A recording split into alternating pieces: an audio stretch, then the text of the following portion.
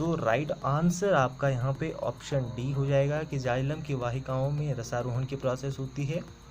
ठीक है, और देखिए यहाँ पे स्लाइड में आपका क्वेश्चंस के जो आंसर हैं वो आपको मिल गए हैं। फिर भी आगे देखिए, सक्रिय जल अवशोषण के समय जड़ की जाइलम वाहिकाओं में उत्पन्न हाइड्रोस्टैटिक दाब को कहा जाता है मूल दाब। ठीक है, मूल दाब क्या है कि सक्रिय जल अवशोषण के समय जब जड़ की जाइलम वाहिकाओं में रूट्स के वजह से एक प्रेशर जनरेट होता है और उस प्रेशर को द्रव स्थैतिक दाब कहा जाता है। और उस द्रव स्थैतिक यानी जो हाइड्रोस्टैटिक प्रेशर यानी जो वाटर के थ्रू जो प्रेशर जनरेट किया गया है उस प्रेशर को कहा जाता है मूल दाब। ठीक है ना, मूल दाब के नाम से उसको हिंदी में जाना जाता है। ठीक है, अब ये मूल दाब शब्द का प्रयोग सर्वप्रथम किस साइंटिस्ट ने किया था, उनका नाम है स्टीफन हेल्स ने इस वर्ड का सबसे पहले यूज़ किया था। और कब किया था, 1727 में इसका यूज़ फर्स्ट में हुआ था। ठीक है, मूलदाब मूल कोशिकाओं द्वारा जो मूलदाब है जिसकी हम बात कर रहे हैं, जो एक टाइप का हाइड्रोस्टैटिक प्रेशर है और जो वाटर की वजह से होता है सेल्स में। ठीक है, तो मूलदाब मूल कोशिकाओं द्वारा सक्रिय जल अवशोषण के दौरान एकत्रित जल के कारण उत्पन्न होने वाला एक प्रेशर होता है। ये समझ में आ गया। मूल दाब आपने समझ लिया, किसने, ये स्टीफन हेल्स जो साइंटिस्ट थे उन्होंने इसको दिया था उस टाइम। और ये जो है प्रोसेस कहाँ पे होती है, जाइलम की वाहिकाओं में। और जो रसारोहण की प्रोसेस वो क्या है, असेंट ऑफ सैप क्या है, वो आपने अच्छे से समझ लिया है। चलते हैं आगे। आगे आपसे पूछा गया है कि श्वेत क्रांति के जनक कौन है, who is the father of white revolution. तो श्वेत क्रांति के जो जनक हैं सभी लोग जानते होंगे अच्छे से, ये है वर्गीज कुरियन साहब। ठीक है ना, और जो श्वेत क्रांति है इसको भारत में ऑपरेशन फ्लड के नाम से भी जानते हैं, ऑपरेशन फ्लड। ठीक है ना, ध्यान रखिएगा, बहुत बार एग्जाम में पूछता है कि ऑपरेशन फ्लड किससे संबंधित है, तो ये श्वेत क्रांति से संबंधित है। ठीक है, वाइट रिवॉल्यूशन देखिए आगे, white revolution periods intended to make India a self dependent nation in milk production. ठीक है ना, इस जो वाइट रिवॉल्यूशन था इसका जो मतलब था, इसका एम था, इसका एम ये था कि इंडिया को जो है सेल्फ डिपेंडेंट बनाना है। किसके, उस पर मिल्क प्रोडक्शन के, उस पर इंडिया को सेल्फ डिपेंडेंट बनाना ही किसका उद्देश्य था, श्वेत क्रांति का उद्देश्य था या वाइट रिवॉल्यूशन का उद्देश्य था।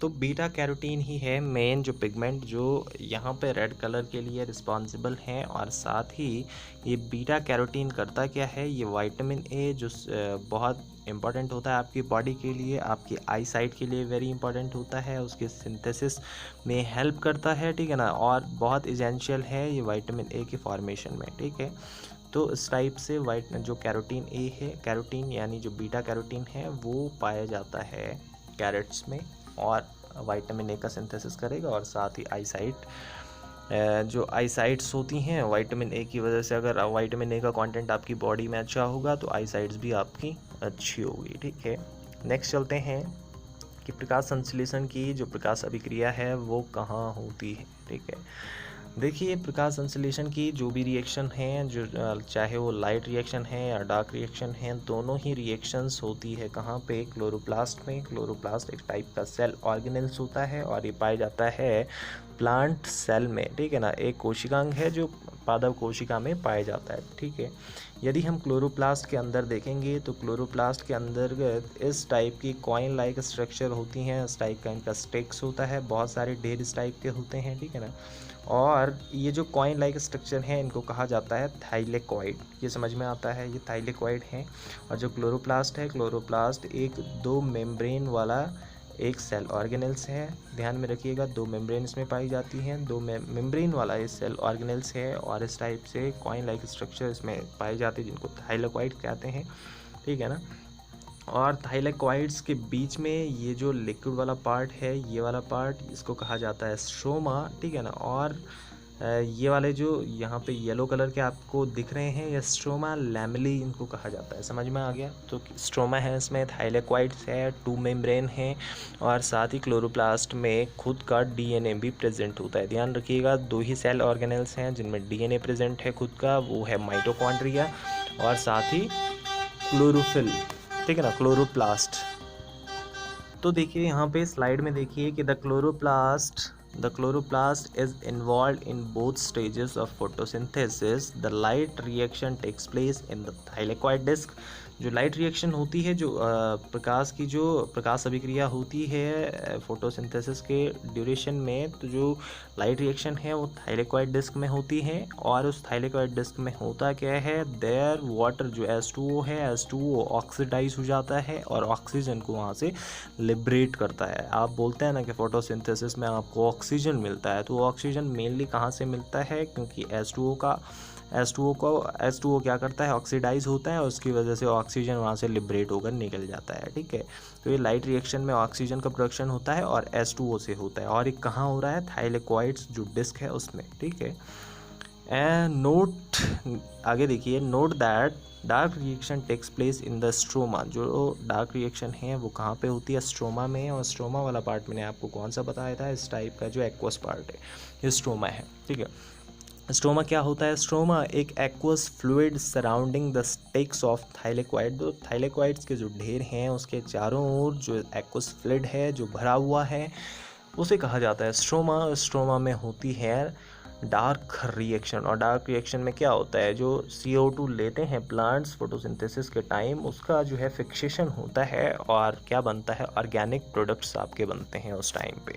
ग्लूकोज वगैरह की फॉर्मेशन डार्क रिएक्शन में होती है। इतना समझ में आ गया, आई होप अच्छे से आप समझ गए होंगे। चलते हैं नेक्स्ट पे। DAPOG एक मेथड है, वो क्या मेथड है, तो DAPOG is a methods of raising nurseries has been introduced in India from Philippines। जो ये DAPOG एक मेथड है, ये एक टाइप की जो नर्सरीज़ रेजिंग यानी नर्सरीज़ को क्रिएट करने, नर्सरीज़ को बनाने का एक मेथड है। ठीक है ना, और ये इंट्रोड्यूस हुआ था इंडिया में, कहाँ से, फिलीपींस से। It has been adopted by some farmers in Andhra Pradesh में इसको अडॉप्ट किया गया कुछ फार्मर्स के द्वारा। और किसके लिए, सीडलिंग्स यानी पौध को तैयार करने के लिए, नर्सरीज़ को तैयार करने के लिए इस मेथड का यूज़ किया जाता है। ठीक है ना, और कहाँ से इंट्रोड्यूस हुआ ये, इंडिया में, फिलीपींस से। समझ में आ गया, तो राइट ऑप्शन यहाँ पर आपका होगा फर्स्ट वाला होगा या सेकंड वाला, सेकंड वाला होगा, पौध उगाने के लिए।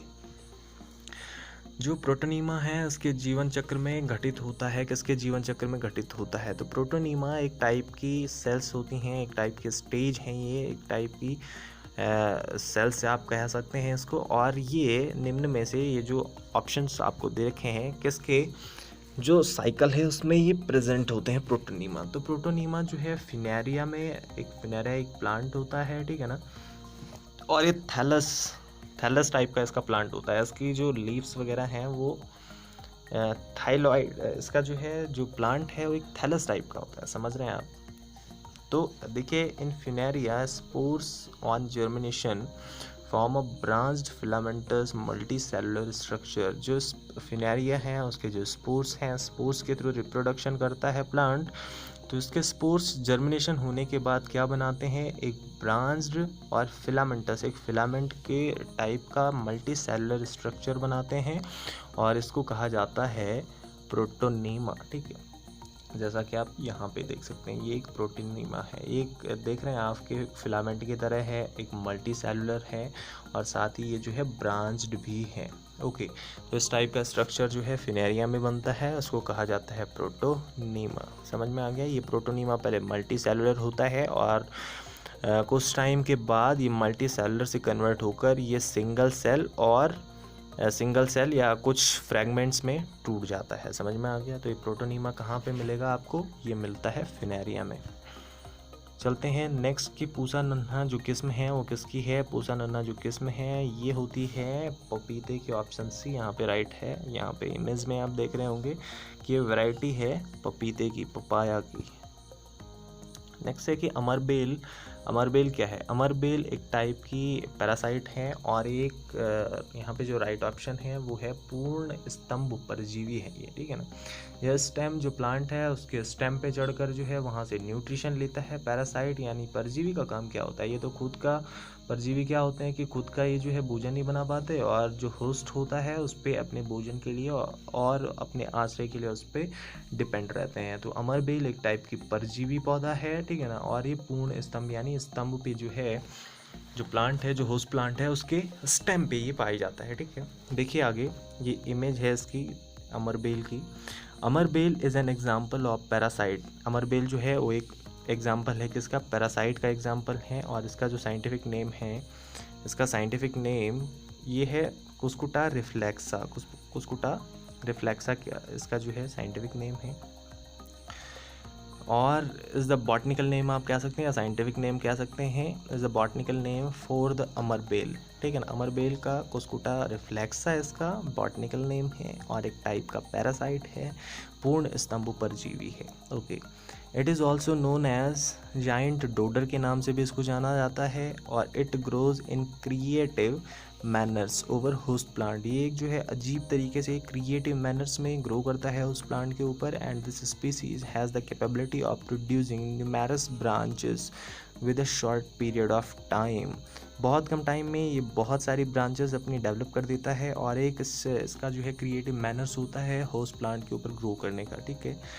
और since it is a parasite plant so it's depend on host plant for food, चूँकि जो है एक टाइप का पैरासाइट है इसलिए ये फूड के लिए डिपेंड करता है होस्ट प्लांट पे। ये खुद का फूड प्रोडक्शन नहीं कर पाता। क्यों नहीं कर पाता होगा? क्योंकि इसमें जो है क्लोरोफिल प्रेजेंट नहीं होता है। समझ में आ गया। नेक्स्ट देखिए कि मिलाइडोगाइनी कारक है। जो मिलाइडोगाइनी है वो क्या कारक हैं? देखिए Meloidogyne root knots nematodes are plant parasite. जो रूट नॉट का मतलब होता है जड़ गांठ जो नेमाटोड्स हैं ये जो है प्लांट पैरासाइटिक नेमाटोड्स हैं। आपने देखा होगा फाइलम नेमाटोडा, ठीक है ना। नेमाटोडा के अंतर्गत जो भी ऑर्गेनिज्म आएंगे वो नेमाटोड्स कहलाते हैं। और ये रूट नॉट्स, ये नेमाटोड्स कहाँ पे पाए जाते हैं? पौधों के जड़ों में पाए जाते हैं, इसलिए इनको कहा जाता है रूट नॉट नेमाटोड्स। और एक टाइप के नेमाटोड्स कैसे हैं? ये पैरासाइट है, प्लांट पैरासाइट्स हैं, ठीक है। तो root knot nematodes are plant parasitic nematodes from the genus Meloidogyne. Meloidogyne जो एक जीनस है वहाँ से बिलोंग करते हैं। दे एग्जिस्ट इन सॉइल में एग्जिस्ट करते हैं, in areas with hot climate and short winters. ऐसे एरिया में नेमाटोड्स पाए जाते हैं जहाँ पे क्लाइमेट थोड़ा हॉट होता है और शॉर्ट टाइम का विंटर्स पीरियड वहाँ पे प्रेजेंट होता है। शॉर्ट टाइम का विंटर पीरियड वहाँ पे होता है, वहाँ पे ये नेमाटोड्स रूट नॉट नेमाटोड्स पाए जाते हैं, ठीक है। About 2000 plants worldwide are susceptible in infection by root knot nematodes. तकरीबन 2000 प्लांट्स जो हैं वर्ल्ड वाइड इसके अति संवेदनशील इसके इन्फेक्शन में आते हैं, ठीक है ना। इसके इन्फेक्शन से अति संवेदनशील हैं, उनमें बहुत ज़्यादा इन्फेक्शन इसका होता है और इसकी वजह से बहुत जो क्रॉप्स हैं क्रॉप्स में बहुत लॉस हो जाता है, ठीक है ना। वर्ल्ड में बहुत ज़्यादा लॉस हो जाता है जो ऐसे रीजन में, जो कैसे रीजन हैं, जो हॉट रीजन है, हॉट क्लाइमेट वाले रीजन है, वहाँ पे पनपता है। उसकी वजह से प्लांट ग्रो नहीं कर पाता, इसलिए आपकी क्रॉप अच्छी नहीं होती, ठीक है। चलते हैं आगे है कि आग की लपटों की खेती में अपनाया जाता है। तो क्या अपनाया जाता है? यहाँ पे देखिए कि sugar cane field burning is carried out before harvesting, ठीक है ना। जो हार्वेस्टिंग से पहले जो हमारे शुगर केन हैं उनको जलाया जाता है। और किस लिए जलाया जाता है? The cane make the process easier and require less manual labour. ताकि जो है इसको इसलिए जलाया जाता है ताकि यहाँ पे जो इसके फालतू के लीव्स हैं ये जल के साइड हो जाएं, ठीक है ना। जैसे हार्वेस्ट हो जाता है उसके बाद लीव्स का क्या काम है? वैसे तो उसको काटना ही पड़ता है, ठीक है ना। इसलिए जो आपकी मैच्योर लीव्स हैं इनको जो है जलाया जाता है ताकि जो है जब हम इसको हार्वेस्ट करें, इसको निकालें तो यहाँ पे लेबर वर्क जो है कम से कम लगे, इसलिए इसको जलाया जाता है, ठीक है। और हार्वेस्टिंग के टाइम ये काम किया जाता है किसमें? शुगर केन में। तो राइट ऑप्शन देखिए यहाँ पे डी है, ठीक है। चलते हैं नेक्स्ट में पौधों को बिना मृदा के उगाने की विधि को कहते हैं, उसको क्या कहते हैं? This is called hydroponics. Hydroponics एक ऐसा मेथड है जिसके थ्रू हम बिना जो सॉइल है, बिना सॉइल के ही पौधों को ग्रो करते हैं। देखिए यहाँ पे स्लाइड में कि hydroponics is the art of gardening. एक टाइप की आर्ट है गार्डनिंग करने की जिसमें हम सॉइल का इस्तेमाल नहीं करते हैं, यानी गार्डनिंग विदाउट सॉइल करते हैं, okay. Hydroponics is the Latin word meaning working water, ठीक है ना। हाइड्रो का मतलब होता है वाटर एंड पोनिक्स का मतलब होता है वर्किंग, ठीक है ना। तो यहाँ पे देखिए हाइड्रोपोनिक्स क्या होगा जिसमें वाटर जिसका मतलब होता है वर्किंग वाटर। अब वाटर क्या वर्क कर रहा है? देखिए in the absence of soil की एब्सेंस में water goes to work providing nutrients, ठीक है।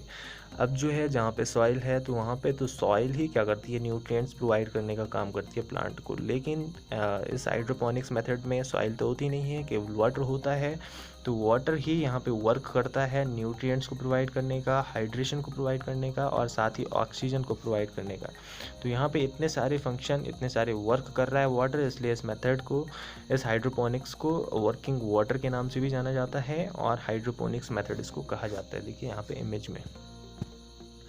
नेक्स्ट में है कि निम्न में से आम की कौन सी किस्म संकर या हाइब्रिड है। तो यहाँ पे हाइब्रिड जो वैरायटी है दिस इज़ अल्फोंसो। अल्फोंसो एक हाइब्रिड वैरायटी है, इस टाइप की इसकी दिखता है ये आम, ठीक है ना। The variety is named after Alfonso de Albuquerque.